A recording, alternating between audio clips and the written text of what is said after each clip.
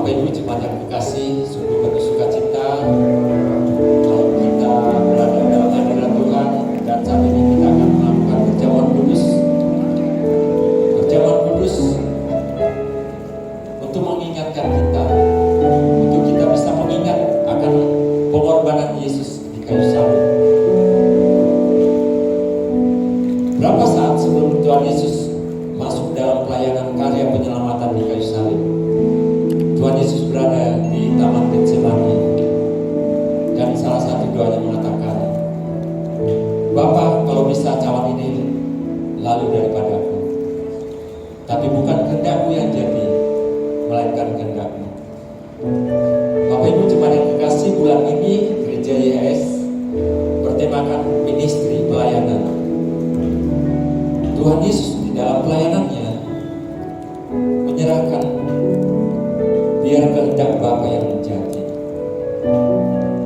Biarlah kita yang masuk dalam pelayanan di tempat ini, bukan kehendak kita yang jadi, tapi kehendak Bapa yang menjadi dalam kehidupan kita, sehingga pelayanan kita dipakai oleh Tuhan semuanya untuk memuliakan nama Tuhan. Dan melalui perjamuan kudus malam hari ini, kita mau mengingat itu, bahwa Yesus di dalam pelayanannya menyerahkan kehendak Bapa yang terjadi dalam kehidupannya. Mari kita dengan iman angkat tubuh Kristus lebih tinggi daripada kepala kita. Roti ini adalah persekutuan kita dengan tubuh Kristus yang sudah dipecah-pecahkan untuk kesembuhan segala sakit dan kelemahan tubuh kita. Terimalah dengan iman di dalam nama Tuhan Yesus. Mari kita makan.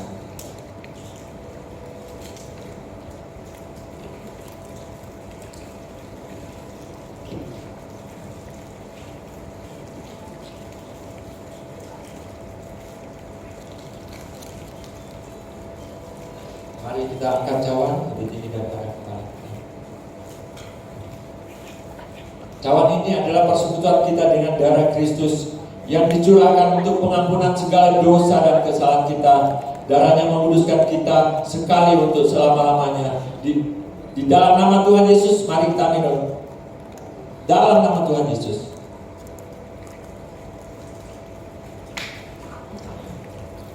Mari setiap jemaat kita bersyukur atas apa yang Tuhan sudah kerjakan, sudah melayani kita di kayu salib, sudah mengorbankan tubuhnya untuk kita semua.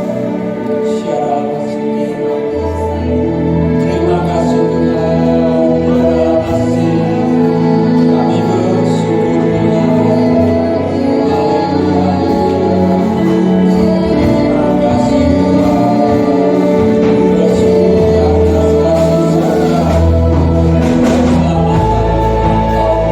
Terima kasih Tuhan.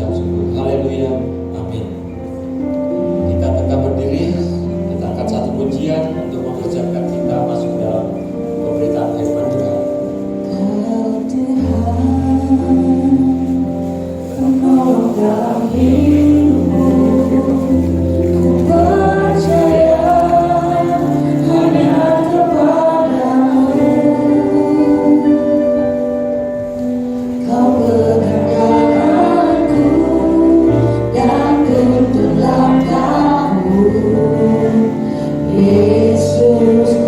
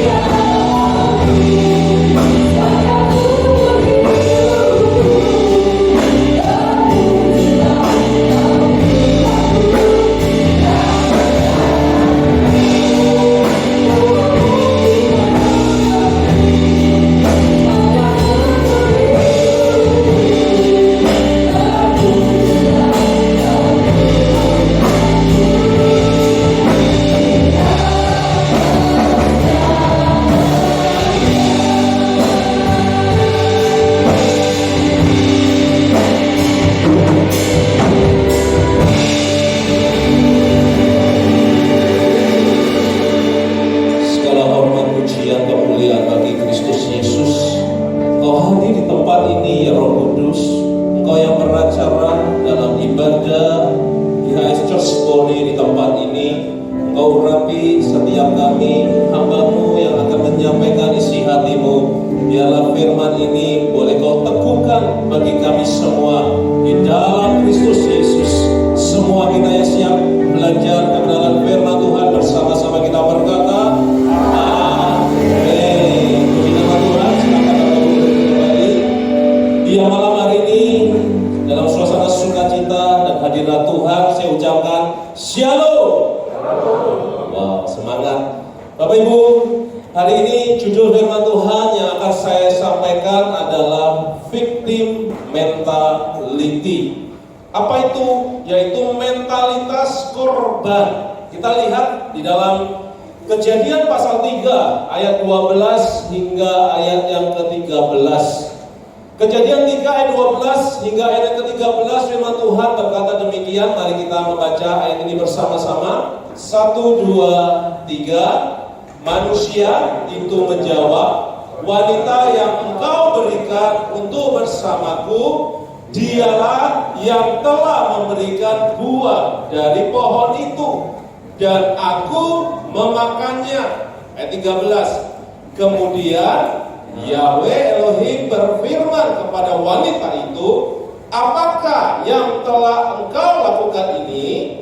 Dan wanita itu menjawab, ular itulah yang telah memperdaya aku dan aku memakannya. Saudara, dari ayat ini tentunya saudara ingat kisah bagaimana manusia ketika diciptakan Tuhan dari sejak semula sempurna adanya. Bahkan Yesus selalu berkata semua baik, dan semua baik.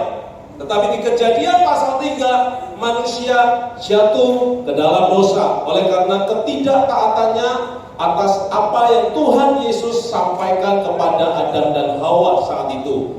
Nah, ketika mereka jatuh dalam dosa, Tuhan datang kepada Adam dan Hawa. Siapa yang memberitahu dirimu telanjang? Siapa yang memberitahu dirimu dalam keadaan berdosa, bersalah? Lalu si manusia Adam berkata, wanita yang kau tempatkan di sisiku, dialah yang mengajak aku, dialah yang memberikan buah dari pohon itu, dan aku memakannya. Lalu wanita itu ketika ditanya Tuhan, siapa yang memberitahu dirimu telanjang? Si wanita itu berkata, ular. Ular itu yang memperdaya aku. Ular itu yang membujuk aku supaya aku mengambil buah itu dan memakannya. Dan seketika itu Bible mencatat mata mereka tercelik.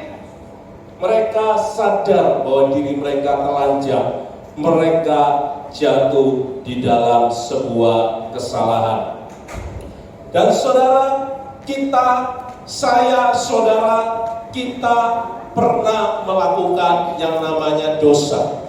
Saya dan saudara pernah melakukan yang namanya kesalahan. Tidak ada kita yang sempurna. Saya dan saudara bukanlah orang yang sempurna. Namun puji Tuhan, kehadiran Yesus bagi saya, bagi saudara, yang menjadikan kita semakin sempurna. Setuju katakan amin? Nah saudara, namun terkadang victim mentality ini ada pada setiap kita, seperti pada Adam, seperti pada Hawa. Sekarang pertanyaannya, apakah itu mentalitas korban? Apakah itu victim mentality? Nah, saya mempunyai definisi di sini, saudara. Victim mentality adalah tindakan melempar kesalahan yang dilakukannya kepada orang lain. Atau definisi lain mengatakan sebuah perilaku seseorang yang merasa dirinya sebagai korban dan melakukan kesalahan yang dilakukannya kepada orang lain. Itu adalah victim mentality. Pada dasarnya orang yang mempunyai mentalitas korban, dia melakukan sebuah kesalahan dan kesalahan itu dilemparkannya kepada orang lain, nggak mau mengakui kesalahannya. Berapa banyak kita seperti Adam dan Hawa?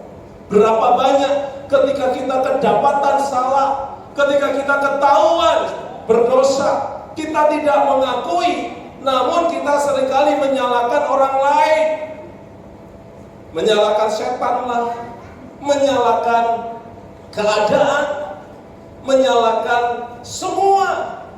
Orang tuanya disalahkan, anaknya disalahkan, istrinya disalahkan, suaminya disalahkan, semua disalahkan. Ini adalah orang yang punya mentalitas korban, menganggap dirinya adalah korban, orang lain pelaku.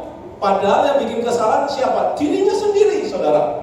Nah, ini terjadi sejak semula dosa masuk ke dalam dunia. Adam dan Hawa jatuh ke dalam dosa, mulai menyalahkan, mulai mempersalahkan. Adam menyalahkan Hawa, Hawa menyalahkan ular. Ular bingung, dia menoleh kanan kiri, siapa lagi yang mau disalahin ya? Bingung, saudara. Tetapi mentalitas ini selalu ada pada setiap kita. Ini biasanya ditandai dengan sikap pesimisme. Orang yang punya mentalitas korban, dia selalu pesimis. Lalu apalagi? Dia mengasihani diri dan kemarahan di dalam dirinya itu ditekan. Ya, ditekan. Ini orang yang punya mentalitas korban. Dan biasanya orang yang seperti ini menghindari yang namanya tanggung jawab. Dia yang berbuat tapi tidak mau bertanggung jawab. Nah, inilah victim mentality. Orang yang punya mentalitas korban. Ciri-cirinya yang pertama adalah dia selalu ingin dibenarkan. Itu cirinya. Yang kedua, dia selalu ingin diperhatikan. Yang ketiga, dia selalu ingin dikasihi, dicintai. Jadi semuanya pada dirinya sendiri. Fokusnya kepada dirinya sendiri, bukan kepada Kristus. Salah nggak? Orang yang berpusat kepada diri sendiri, tentunya orang ini mengandalkan kekuatannya sendiri. Sendiri kita gagal, bersama Yesus kita cakap melakukan perkara yang besar. Tepuk tangan buat Yesus kita yang dahsyat. Amin. Saudara, kalau victim mentality, orang yang mempunyai mentalitas korban, apa sih yang menyebabkan? Apa penyebabnya? Penyebabnya yang pertama, mungkin dia punya trauma masa lalu. Dia sering dibully oleh teman-temannya di masa kecil, mungkin di sekolah. Waktu dia masih duduk di bangku sekolah, di bangku kuliah, dia selalu dibully, selalu difitnah, selalu diperlakukan tidak adil, digosipkan, direndahkan, dikhianati. Nah, ini karena trauma masa lalu. Yang kedua, penyebab daripada victim mentality adalah mencari keuntungan dengan menjadi korban. Dia nggak mau dirinya dipersalahkan, orang lain yang disalahkan. Dia maunya enak saja, orang lain yang terima getahnya, saudara. Ini penyebabnya. Dia mencari keuntungan, luput dari kemarahan, supaya dia luput dari kemarahan. Kemudian supaya dia dibantu, bebas dari tanggung jawab. Nah, lalu yang ketiga, iri hati pada kesuksesan orang lain. Ayo cek diri kita. Kita adalah orang yang seperti ini atau bukan? Kalau saudara adalah seperti ini, berarti saudara berada di dalam satu kurungan. Berarti saudara sedang berada di dalam satu tempat di mana saudara dibelenggu oleh victim mentality, mentalitas korban, saudara. Bible menceritakan tentang Adam dan Hawa jatuh dalam dosa, dan dia mempersalahkan orang lain. Adam menyalahkan Hawa, Hawa menyalahkan ular, dan ular nggak tahu menyalahkan siapa, saudara. Nah, di satu ayat dikatakan Yeremia 31 ayat 29 hingga 30. Dikatakan gini, saudara. Pada hari-hari itu mereka tidak dapat lagi berkata, para ayah telah memakan anggur masam dan gigi anak-anak menjadi ngilu. 30. Namun setiap orang akan mati di dalam kesalahannya sendiri. Setiap orang memakan anggur masam giginya akan menjadi ngilu. Coba lewat ayat selanjutnya, Galatia 6 ayat 7. Dikatakan, janganlah tersesat, Elohim, Tuhan tidak dapat dipermainkan. Karena yang ditabur orang, itu juga yang akan dituainya. Karena banyak manusia ketika dia jatuh di dalam dosa, ketika dia jatuh di dalam kesalahan dan tidak menyadarinya dan tidak mengakuinya, cenderung menyalahkan orang lain. Makanya Yesus memberikan ayat-ayat ini. Ayat-ayat ini berbicara tentang hukum tabur tuai. Apa yang ditabur, itulah yang dituai. Tujuannya apa? Yesus memberikan hukum tabur tuai supaya manusia bertanggung jawab pada kesalahannya.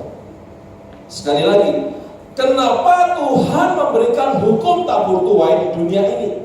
Kalau orang luar berkata itu karma, agama seberang berkata itu karma. Tapi di Bible mencatat hukum tabur tuai. Sebab apa yang ditabur, itulah yang dituai.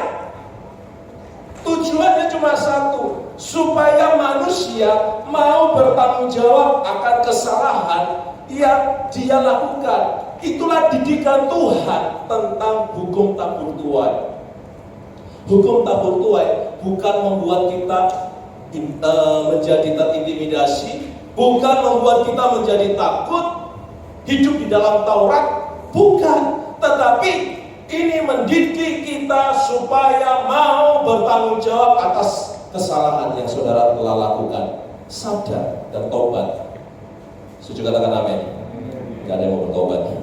Setuju katakan amin? Iya. Kalau ada kesalahan yang kita lakukan, sadarilah, ini aku. Aku yang harus berbenah diri. Aku yang harus berubah. Aku yang harus bertobat, saudara. Saudara, Roma 14 ayat 12 dikatakan demikian. Ayo kita baca sama-sama. 1, 2, 3. Demikianlah kita masing-masing akan memberikan pertanggungjawaban mengenai dirinya sendiri kepada orang lain. Ayat ini menegaskan supaya saya dan saudara mau bertanggung jawab akan apa yang sudah saudara lakukan, akan apa yang saudara sudah kerjakan. Tidak melemparkan kesalahan kepada orang lain. Oh, ini salahnya pemimpinku. Oh, ini salahnya anak buahku. Kalau di gereja kita adalah Lazarus Ministry, ada Yordan Ministry. Apa itu Lazarus Ministry? Pelayanan kedukaan. Hari ini saya mendapat informasi di Makassar ada 3 orang yang meninggal. Baru-baru sebelum saya naik ke ruang ibadah, saya di video call baru dapat 1 lagi yang meninggal. Tadi waktu baru datang, saya bersama Pastor Adi sedang mengatur 2 ibadah duka malam hari ini. Ternyata sebelum ibadah tadi agak terlambat karena saya harus video call, mengatur lagi, ada 1 lagi yang berduka, ada 1 lagi yang meninggal. Dan puji Tuhan, itulah Lazarus Ministry, pelayanan kedukaan. Lalu ada pelayanan Kana Ministry. Apa itu Kana Ministry? Pelayanan pernikahan. Kana, saudara ingat Kana? Mujizat pertama kali yang Yesus lakukan di dalam pernikahan di kota Kana. Karena itu dinamakan Kana Ministry. Lalu di gereja kami, di gereja kita IHS, ada namanya Yordan Ministry. Saudara ingat kalau nama Yordan berarti Sungai Yordan. Sungai Yordan apa? Baptisan.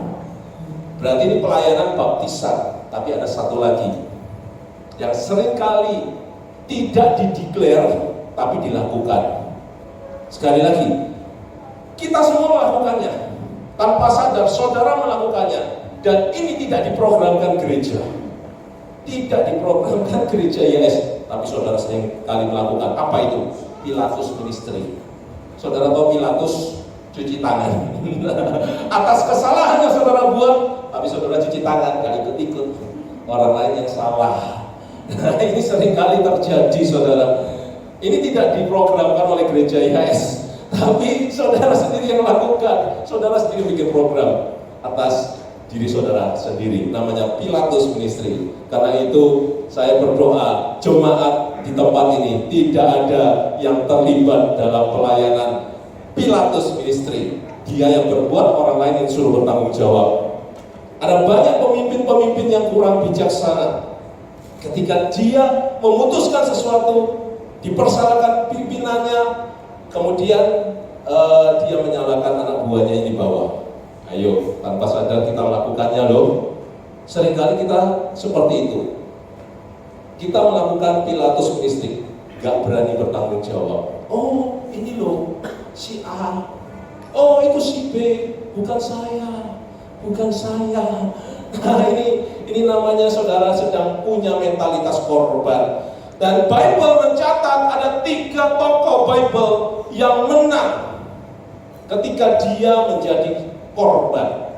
Saudara, ada cerita-cerita di dalam Bible orang-orang yang jadi korban oleh karena dia difitnah, dipenjara, dibully, diludahi, dihina, bahkan mati. Ada yang seperti itu, saudara. Kita lihat tokoh yang pertama di Bible yaitu Yusuf. Saudara, kalau saudara mendengar nama Yusuf, apa yang saudara ingat? Oh, itu anak kesayangan bapaknya yang bernama Yakub. Oh, Yusuf ini pernah dibuang di dalam sumur oleh saudara-saudaranya sendiri. Oh, Yusuf pernah diberitakan kepada ayahnya sendiri bahwa dia sudah mati oleh saudara-saudaranya. Jahat ya, saudara-saudaranya Yusuf ini jahat loh. Yusuf dibilang sudah mati di depan ayahnya. Anakmu yang namanya Yusuf itu gak ada mati. Ini buktinya. Jadi jubah Yusuf dilumuri dengan darah binatang dan dikatakan Yusuf mati. Dan ternyata Yusuf dijual di rumah Potifar. Di rumah Potifar ia pun difitnah oleh Tante Potifar. Dan dia dipenjara. Kemudian setelah dipenjara, puji Tuhan, dia mengartikan mimpi. Dan dia dapatkan anugerah. Dia diangkat, dipromosikan menjadi orang kedua di Mesir setelah Firaun. Jadi bukan orang pertama ya. Firaun tetap yang pertama. Tapi Yusuf sebagai orang kepercayaan. Saat itu Mesir terjadi kelaparan.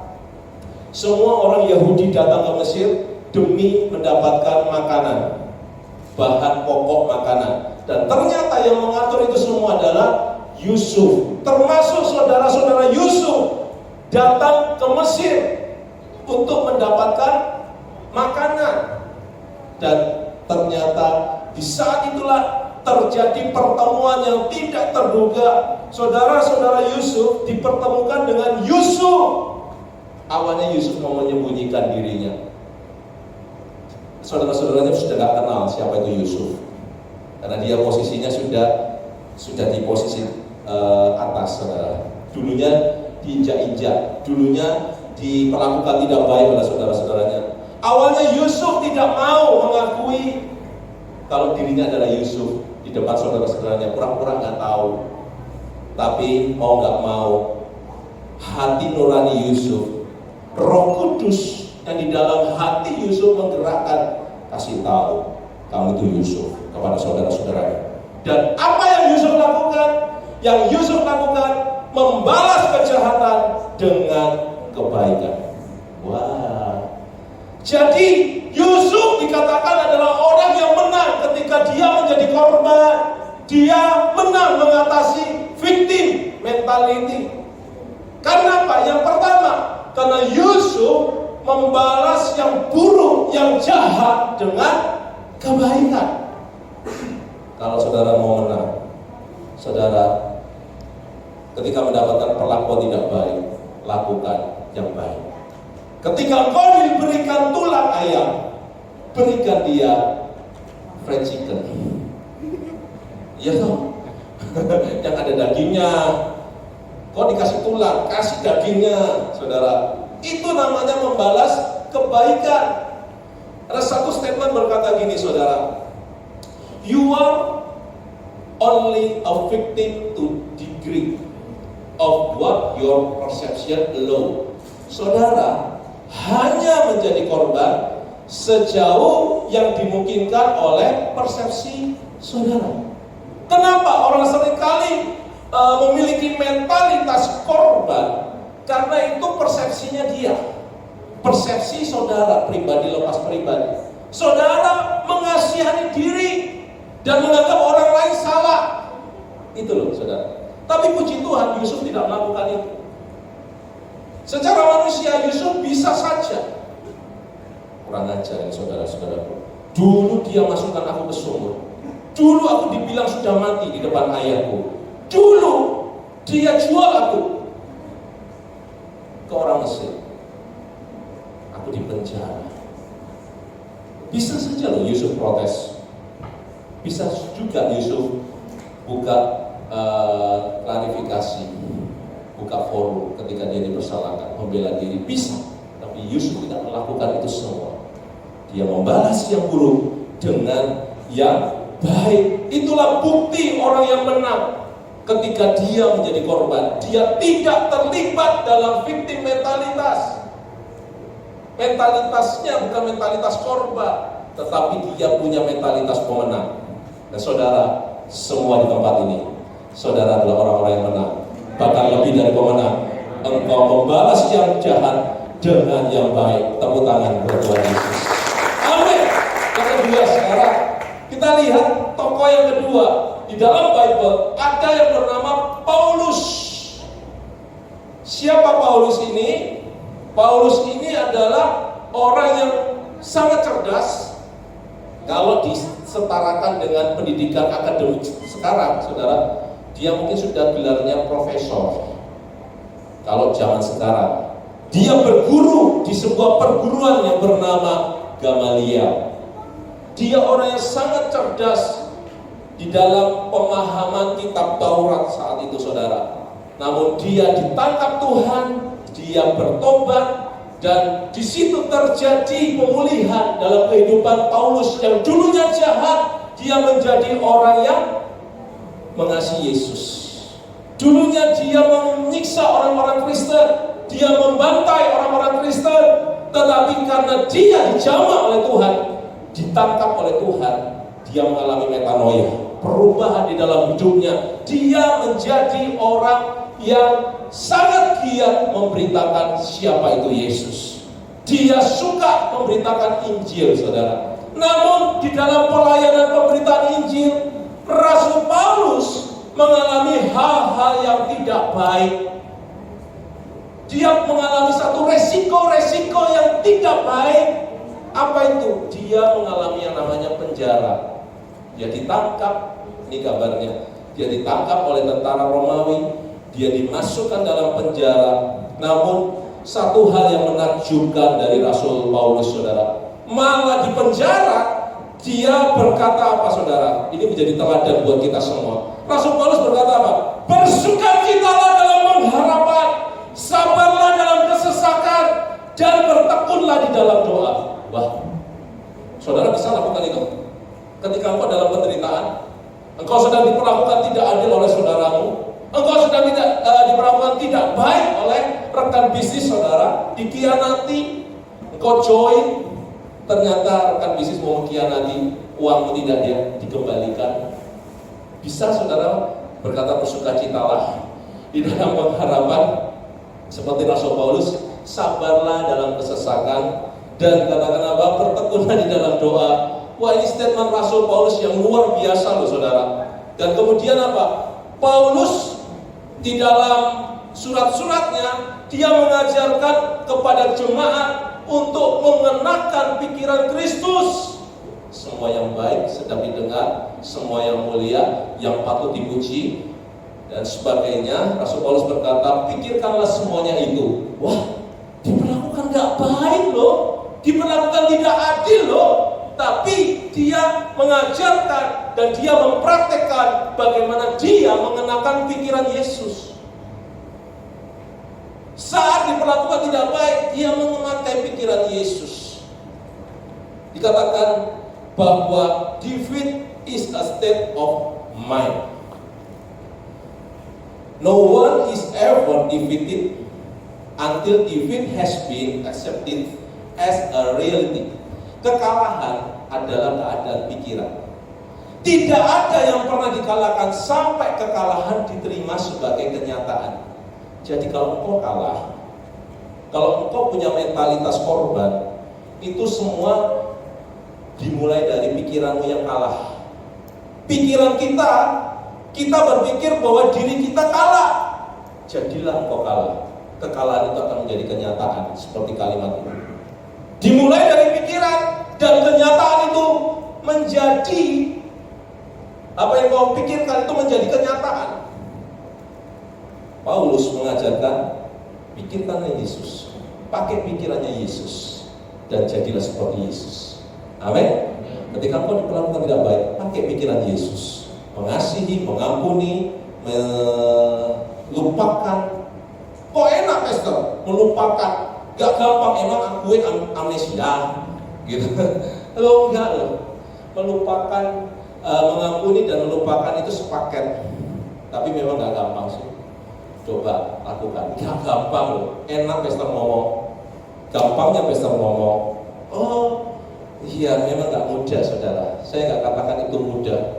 Saudara, untuk bisa mendapatkan ini, saudara perlu dekat dengan Yesus. Saudara perlu intim dengan Tuhan. Kepada siapa engkau dekat, itulah dirimu. Kalau engkau dekat sama orang yang suka gosip, itulah dirimu. Jadilah penggosip. Kalau engkau bergaul dengan orang yang suka merokok, itulah dirimu. Jadilah perokok. Engkau bergaul dengan orang yang selalu berbicara kotor, jadilah seperti itu. Engkau suka berbicara kotor. Kalau engkau bergaul dengan Yesus, Dia adalah pribadi kasih.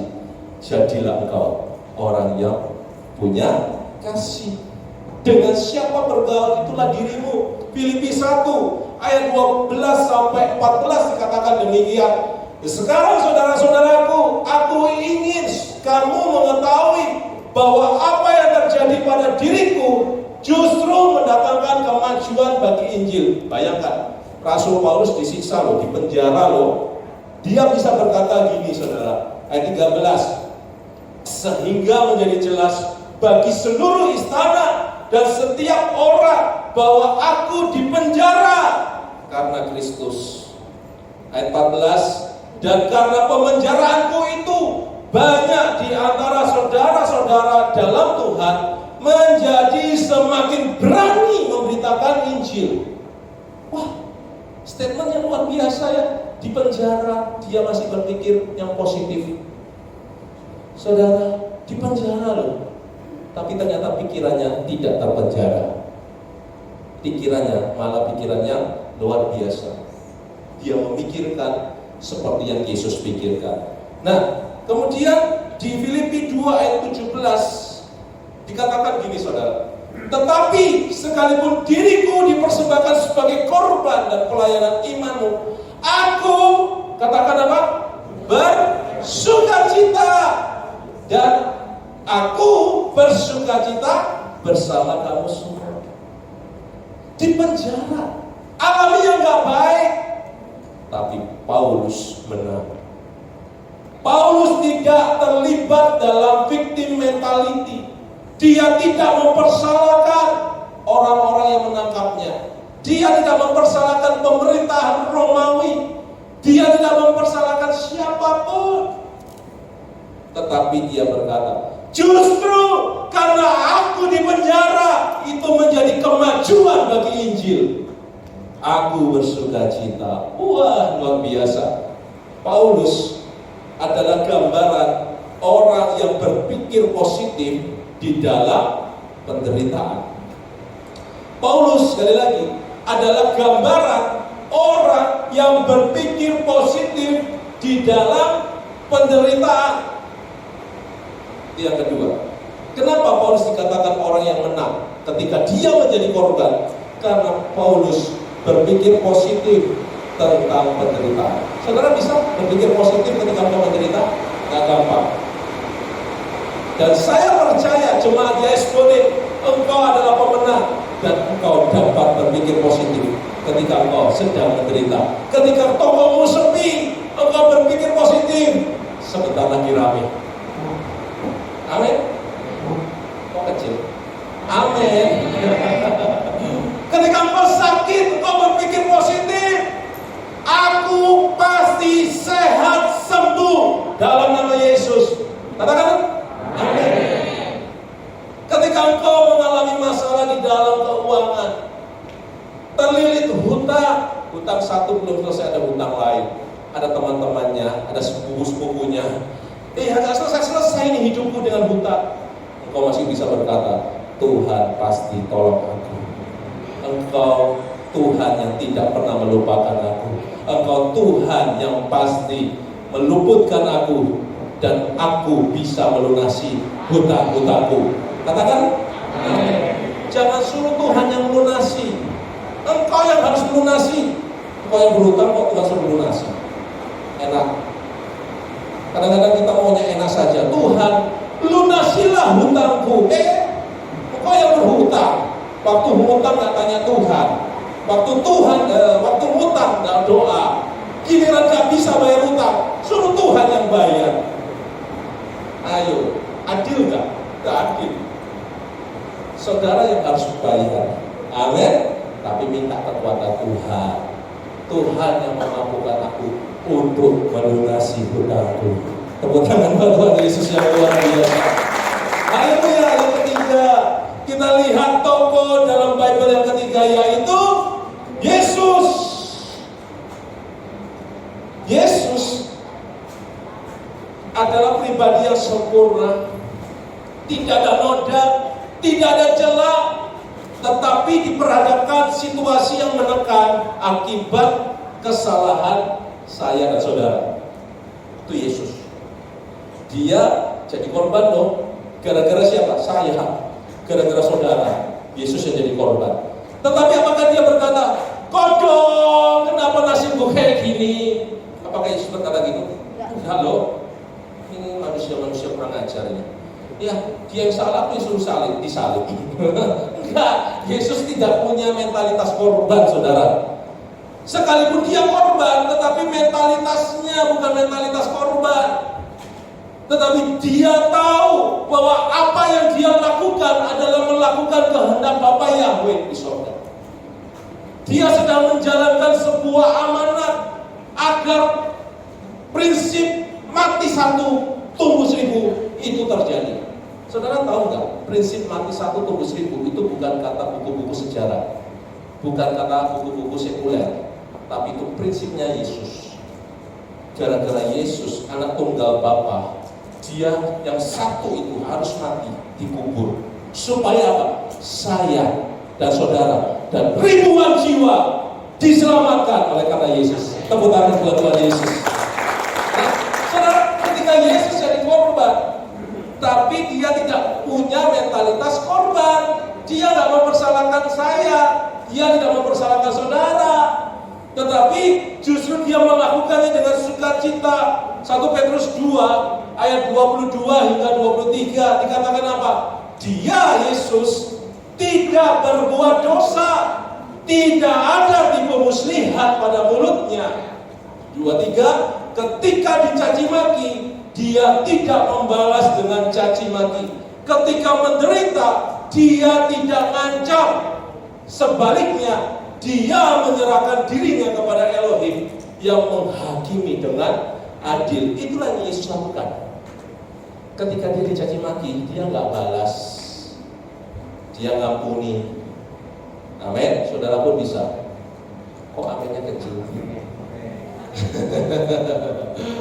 Iya, kita belajar dari Yesus, saudara. Puncak dari apa yang Yesus lakukan ketika dia disalib. Penderitaan puncak yang Yesus alami adalah ketika Yesus disalib.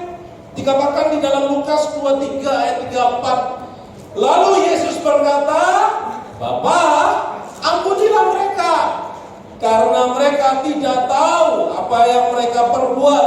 Dan untuk membagi jubahnya mereka pun membuang pundi. Saudara, waktu Yesus disalib, Yesus hampir mati.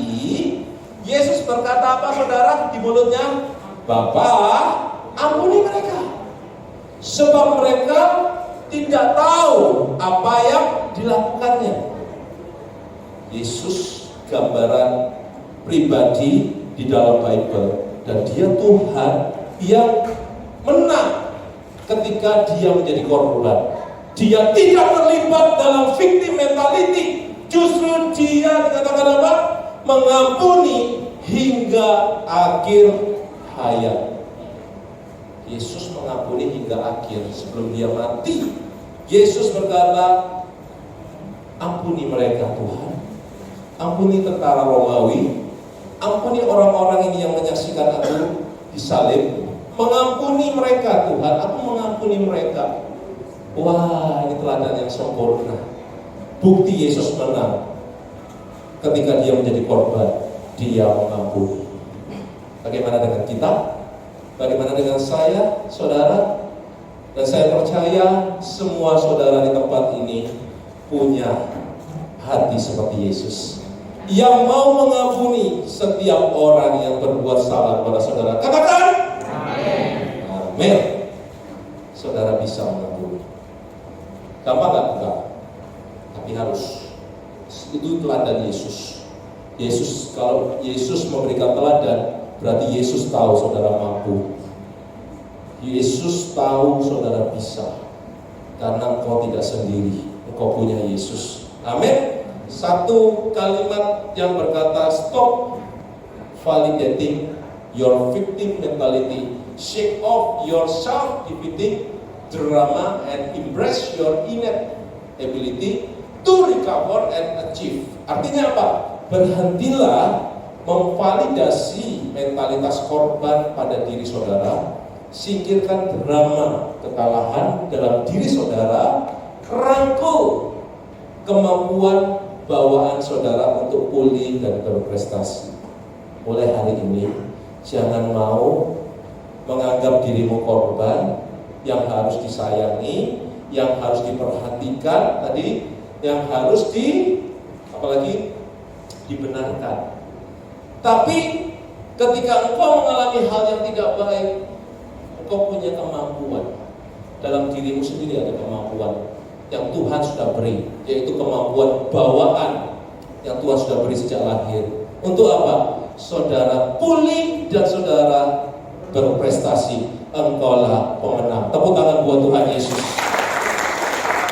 Yesus ketika dia disalib, ada banyak wanita-wanita yang datang saat itu di dekat salib Yesus, dan mereka menangisi Yesus.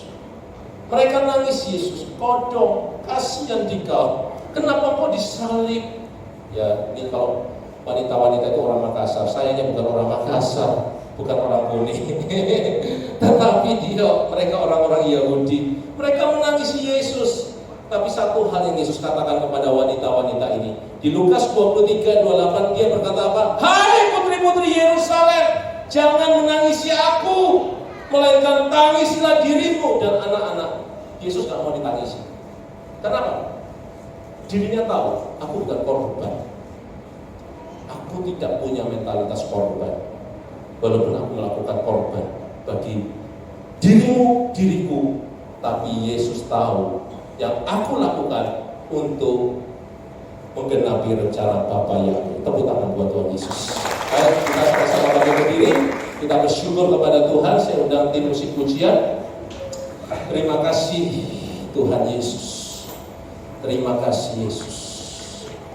Kalau hari ini firman mengingatkan kami betapa banyak penderitaan yang kami alami, betapa banyak perlakuan yang tidak adil yang kami rasakan, tetapi hari ini kami mau menang. Kami tidak mau terikat akan mentalitas korban Tuhan. Kami adalah anak-anak-Mu yang merdeka. Kami adalah anak-anak-Mu yang lebih daripada pemenang Tuhan. Kami belajar seperti Yusuf. Kami belajar seperti Paulus. Kami belajar seperti Yesus. Tuhan, mampukan setiap kami anak-anak-Mu Tuhan pada malam hari ini. Pada kehendak-Mu saja yang terbaik kami serahkan hidup kami. Hari ini biarlah kami belajar untuk mengampuni setiap orang yang bersalah kepada kami. Kami tidak mempersalahkan orang lain lagi, dan kami menyadari bahwa kesalahan yang kami perbuat adalah untuk mendidik kami semakin sempurna seperti Yesus.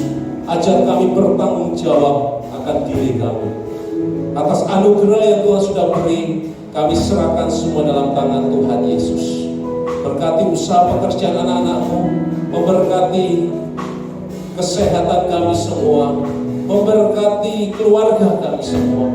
Biarlah anak-anak-Mu jemaat YSBONI mengalami kemenangan yang dari Yesus Kristus. Terima kasih Tuhan, di dalam nama Tuhan Yesus semua kita diberkati Tuhan, bersama-sama kita berkata amin.